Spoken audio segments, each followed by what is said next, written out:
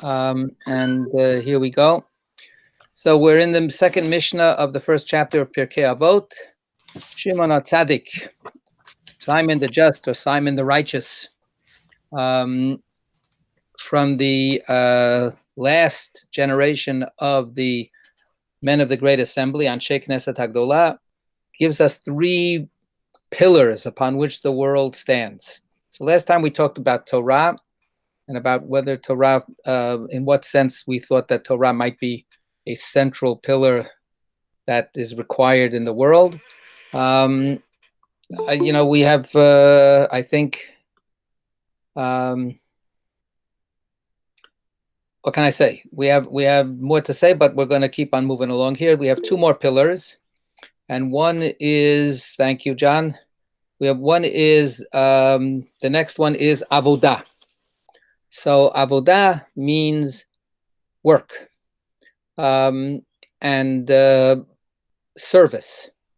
And in the context of what Shimon HaTzadik is saying, he's talking about service to God. He's talking about worshiping God. And we understand that in his day, which is centuries before the Common Era, worshiping God consisted most centrally in the temple service, in the sacrificial service, in the ongoing rituals and schedule of offering gifts to God in the form of the sacrificial system. So, of course, that has disappeared mostly from Jewish life, and instead we have substituted other forms of service. But the word service, again, when we talk about services in our usual parlance, are you going to services to stay? What happened to Shabbat services? What time are services? I think we really have completely lost what the word actually means. The word service really means to serve. It comes from the same word that means servant. In Hebrew, you could translate the same word servant into slave, someone who just works for a master, who does work for the master at the master's behest.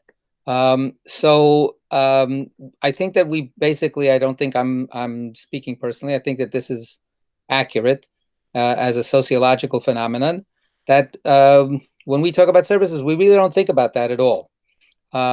We think about services as a formulaic, usually, predictable, scheduled time when some religious ceremony takes place. And that's definitely part of what the old sacrificial services were about too. Everybody knew that in the morning there was the morning sacrifice, and in the evening there was the evening sacrifice, and so on. But that part of the routine, or that part of the just predictability of it, is not the essential part of what it is. What's supposed to be predictable is to make space and to make time to serve God. That's what he's saying here as a pillar for for the sustenance of the world. So I want to just open it up again and say I'd like to hear from everybody who wants to speak.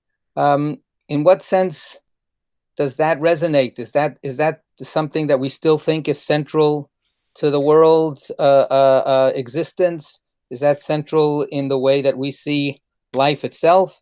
Anybody want to chime in? Yeah, I have a question. So we have all these mitzvot.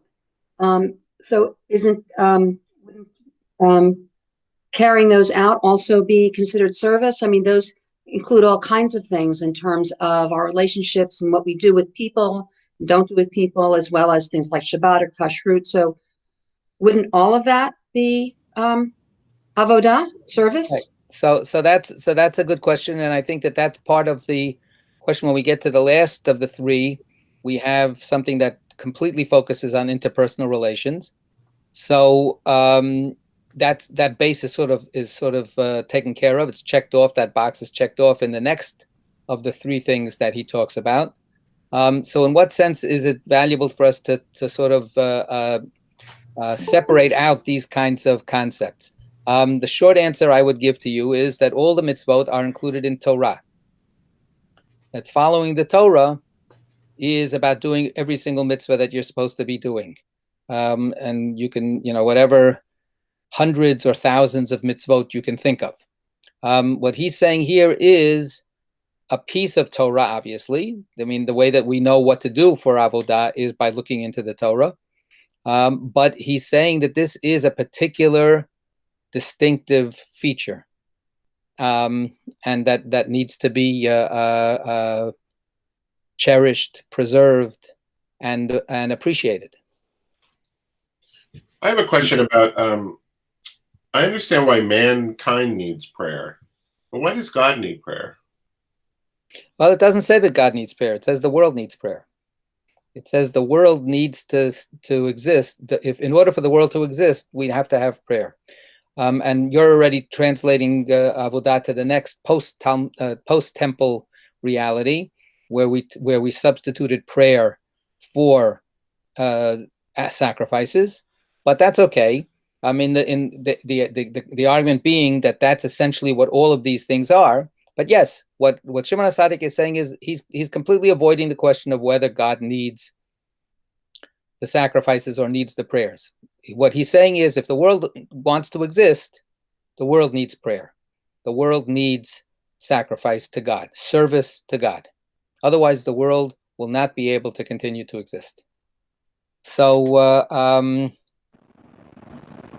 I think that's he's completely not addressing your question, and he could say, you know what, God doesn't need it, only the world needs it. Yeah, Jen. Yeah, I mean, it seems to me that service to God or to something higher than yourself. I mean, if we don't have that, we're in a whole lot of trouble. If we're completely our own ego and our own id, I don't think the world would stand very long if everyone was, for example, as id-driven as our current president. We'd have a very, very, very tough time. So I think, yeah, this is what the beginning of selflessness, serving God or whatever people conceive of as God. That's not idolatry. I mean, that's exactly what the world needs and what the world stands on. It's what stops us from murdering each other. Okay, so what stopped me from murdering my cousin, as I've said before. Okay, so you should have your cousin just tune in, just once, just to hear that. No, she told me there was no tooth fairy, and I have not gotten over it. Oh man, yeah, I think there is an exemption for killing somebody who does that. Well, then the question is, if we're not priests in the temple, whose job we can easily define, what is service to God? If, as Sarita pointed out, being kind and charitable and all the good things to others, and you said that's a different category, then what do we as non-priests, how do we serve God? Right. So that was part of what John was jumping in before and offering the traditional substitute or alternative. Now that we don't have sacrifices, we have prayer. And the phrase for prayer in the rabbinic discussion is avodah shebalev, which used to be our title for Pure and Simple, for when we used to have those alternative services. Remember alternative services? Remember, there's a whole history. It goes back thousands of years at Shomrei. So I chose that particular title. It didn't last all that long because it's Hebrew. But avodah shebalev means service that is in the heart, service through the heart. That phrase comes from the second paragraph of the Shema. Remember, the first paragraph of the Shema says, love the Lord your God with all your heart, with all your soul, with all your might. So the heart is mentioned. The heart is central to the whole concern. Put these words on your heart. That's part of the first chapter, the first paragraph of the Shema. The second paragraph of the Shema unpacks a little bit more. What are the consequences, and what are we talking about when we talk about use these words? And they say, well, if you will actually live up to this, right? Im shemot ishmuam susay asher nechim mitzaveschem hayom liahavat Hashem elkechem ulaovdo bechol levavchem. So the verse goes, if you listen to what you're commanded to do, and love the Lord your God, and then it's added. The first paragraph says, love the Lord your God with all your heart. The second says, if you listen to this and love the Lord your God and serve him with all your heart, then blah, blah, blah, blah, blah. So the rabbi said, what does it mean to serve God with your heart? Ezo hi avodah shebalev, zo tefillah. This is prayer. So prayer is the next stage in what became central to Jewish life, we're sitting here discussing all of this in a world that's constantly struggling.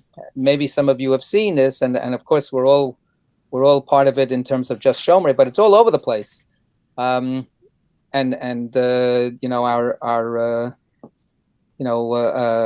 president, such as he is, has made a big point of this and saying, no, church services are essential. Yeah. Services. What a hypocrite and what a shameless, dishonest man he is. But the issue of what we do with prayer today, and how central prayer is to our lives. Again, completely avoiding the question: does God need these prayers?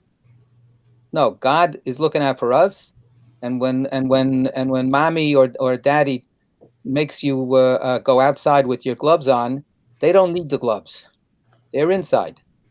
But they make you put your gloves on because you need the gloves. So they insist that you put on your gloves. So if God is saying, "I insist that you pray," it may not be because God needs the prayer. You need it, but it does mean that we need the prayer. At least that's the claim. So, and that's what I'm trying to get us to a little bit unpack. In what sense is prayer something that we can view as central? And I just want to just add a little bit more. One of the things that every community is different. But for instance, we discovered, and it's not just. Oops. What happened to the sound? We lost the sound. Yeah, No, John someone accidentally muted. Rabbi, you're muted. You just Rabbi. muted me.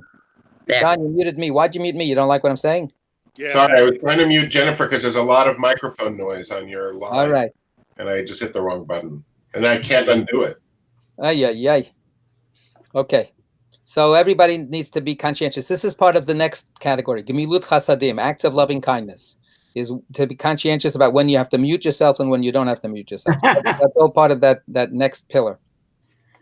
But back to this. When we had this terrible lockdown quarantine situation, we discovered that in the non-Orthodox world, there's a common phenomenon that people don't have a prayer book in their house. Who ever heard of such a thing? I mean, what if prayer is something that people are supposed to be doing every day? Well, so everybody knows the prayers by heart? Well, great. Then why is everybody asking what page we're on? So what we found out is that we've sustained a community that very much believes in going to services and having services there in that building, in Montclair or wherever. But we haven't created and sustained a community that really sees service to God as a central discipline in their own individual lives. Yeah, Jen. Yeah, how many of us? So, see, I don't know because I came from outside this tradition. So, for how many of us is prayers not necessarily something like at services? Yes, I use the prayer book. At home, I pray a lot, but I don't use the prayer book. It's just extemporaneous prayers are more a thing. So, I don't know how much a thing that is for Jews in general or for this community, but I don't think of praying as exclusively. Yeah, sometimes I will use the prayer book even at home, but mostly I don't. So I don't know. Is that fair, or is that we only talking specifically liturgical prayers? I don't know. I'm with you, Jen. I don't pray every hour of the day, but I pray in the morning. I pray in the evening. I pray when I eat. I say prayers for that, but I rarely use the prayer book except occasionally on Friday night if I'm having a meal and kiddush with my son. I'll use the prayer book because I can't rely on my memory anymore. Yeah, and some stuff we do have memorized anyway, like the Shema at night. You can say without the prayer book. Yeah. So I don't know if that not having a prayer book means people aren't praying. It does. Apparently, it does not mean the converts aren't praying. I don't know about the born Jews. Okay, that was something for you to say, not for me. Yeah, I think sociologically speaking, I think that's very accurate. I think that not what the last thing you said, but the American Jewish community that is not Orthodox does not pray on a regular basis the traditional prayers of our tradition. Number one. Number two, we also know that the American Jewish community is the most secular community in America, so they don't pray. Period. I mentioned it, I think, some other place. There was a survey done about, now that we've been in this pandemic now for a couple of months, what's the state of people's faith? Yeah, we have to whose faith has been strengthened, whose faith has been weakened, no change, whatever, discovering faith. And Jews are the population that is the least accounted as people who have strengthened their faith. That's shocking. It's America. It's part of the Jewish history of development, of running away from anything oppressive, which is obviously all the terrible regimes that hit us over the head. But then anything that tells me that I can't be my own person is seen as oppressive by the typical, quote unquote, if there is such a thing, the typical Jew, the secular American Jew. Sure. So and in our own community again, there are people who are looking for spirituality. There are people who would say I pray in my heart when I feel like it, or I pray in my heart some time or other. But again, I want to just highlight that's very different than saying the world depends on the institution of prayer. Now, you could say that and then say, okay, let's outsource it. Okay, which is actually what happened with the sacrifices. The sacrifices were, for most of the people of Israel, outsourced. The priests, we've been reading about this in the Torah, right? The priests are the only ones who can offer the sacrifices. Nevertheless, it was considered to be something that was on behalf of everyone and that everyone had a stake in. And of course, the 3 pilgrimage festivals are coming up this week to the pilgrimage festival of Shavuot, were universally obligatory times of everybody has to come to the sanctuary and bring a sacrifice. So these were times that, maybe it a little bit comes out like the 3-day-a-year Jew, right? Now we have 3 days. We have 2 days of Rosh Hashanah and 1 day of Yom Kippur. In the old days, they had 1 day of Pesach, 1 day of Shavuot, and 1 day of Sukkot, possibly. But, I think that the reality was a little different. Yeah, Sarita. So I belong to an organization, the Sisterhood of Shalom, and in our local chapter, all of the. I can't do. You're not distinct. You have to get closer to the mic or something. Closer. Okay. So I belong to an organization, the Sisterhood of the Shalom, in our local chapter. All of the Muslim women who are part of my local chapter, they all pray. They pray 5 times a day. It's brief prayer and it is formulaic. And I think that it's really impressive. And talking to them about that, there's a discipline there in praying at a particular time. I mean, one of the prayers is really, really early in the morning, so that you have to wake up, and then you can go back to sleep, maybe.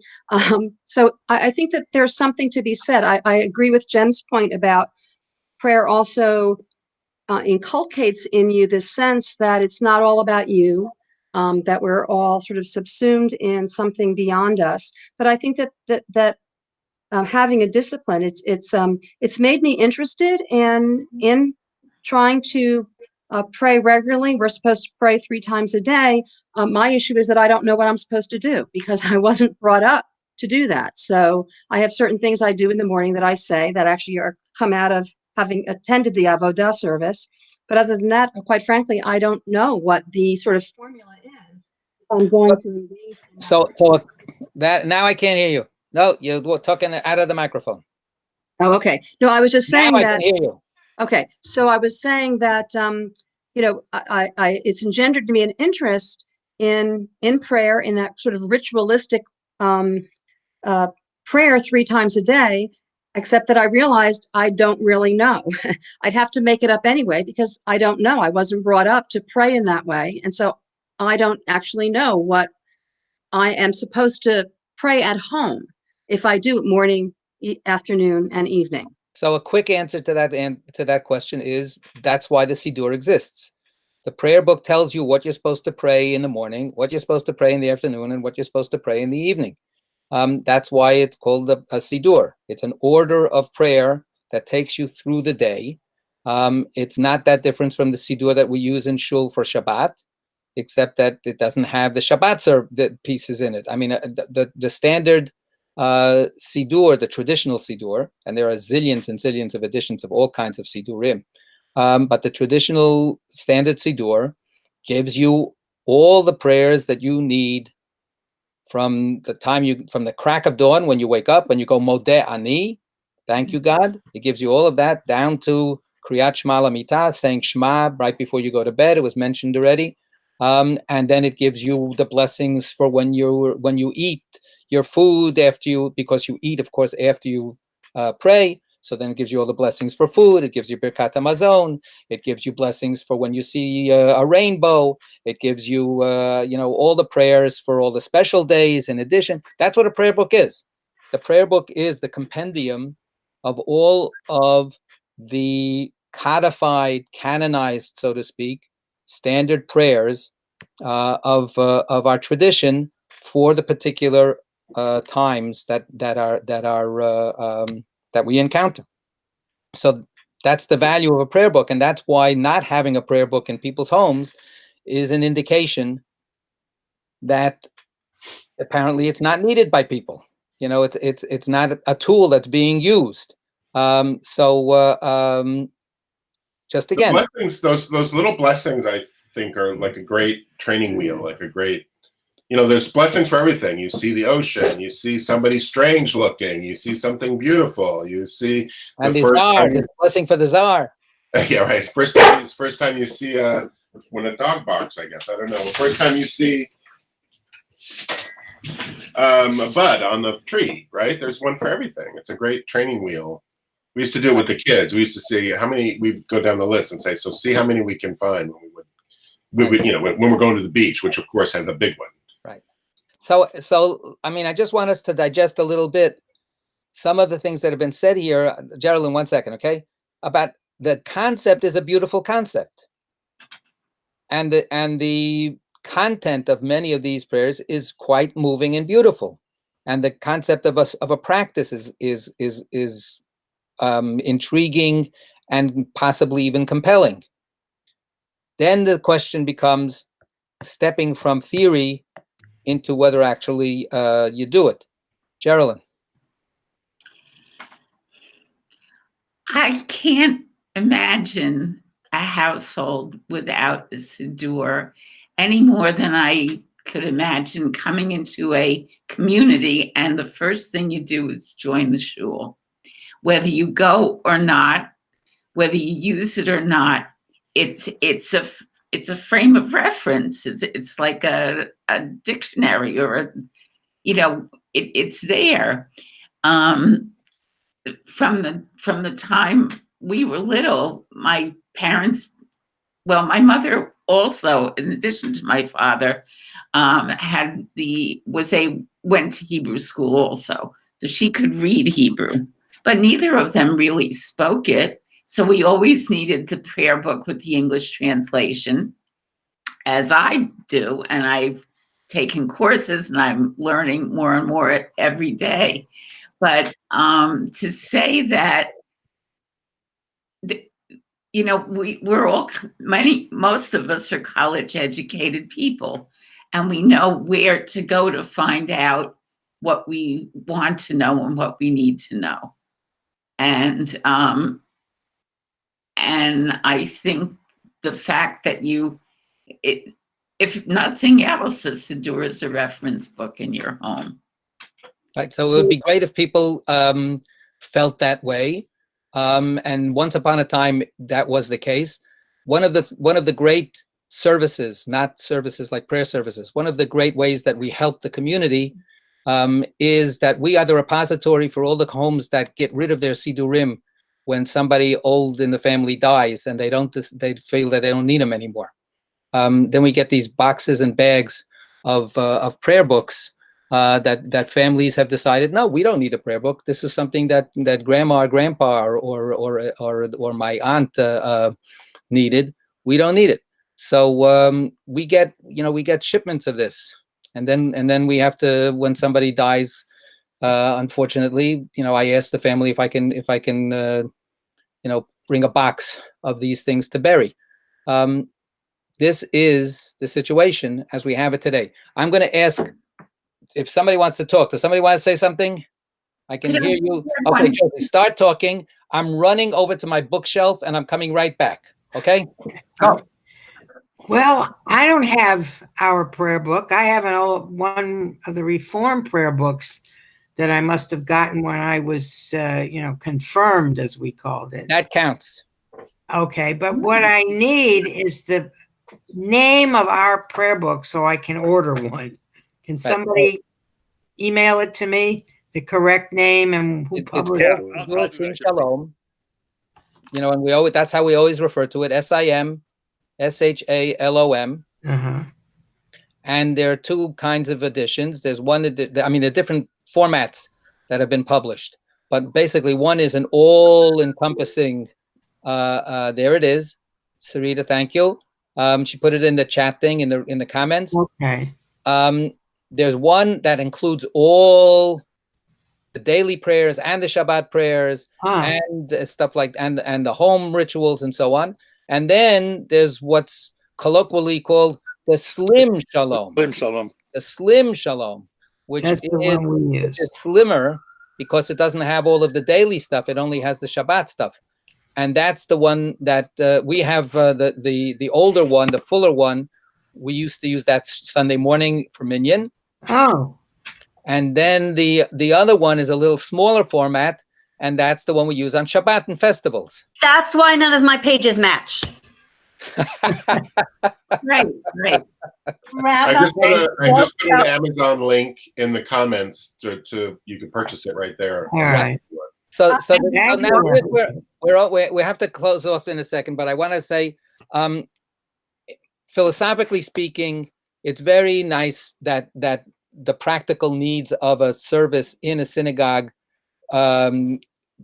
dictate having an edited, prayer book that only uses includes the prayers that you're going to have for the service. So we use a certain Friday night Siddur, the red book. It's very small, it's easy, it's handy.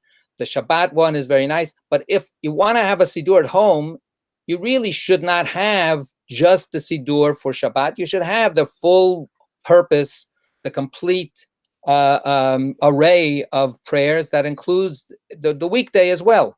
So that's the old Siddur Sim Shalom. But now there's going to be now a Lev Shalem that's going to be coming out with the same kind of thing that we use for the high holidays, which has comments on the side and so on and so forth. And there is a Sim Shalom that's a pocket edition.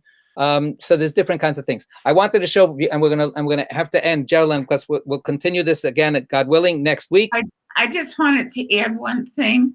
What? The conservative movement puts out a luach, which tells even the Torah readings and so forth for every week as well, Right. which is something else that can be purchased if people are interested. So I just want to show a picture, if everybody can see this.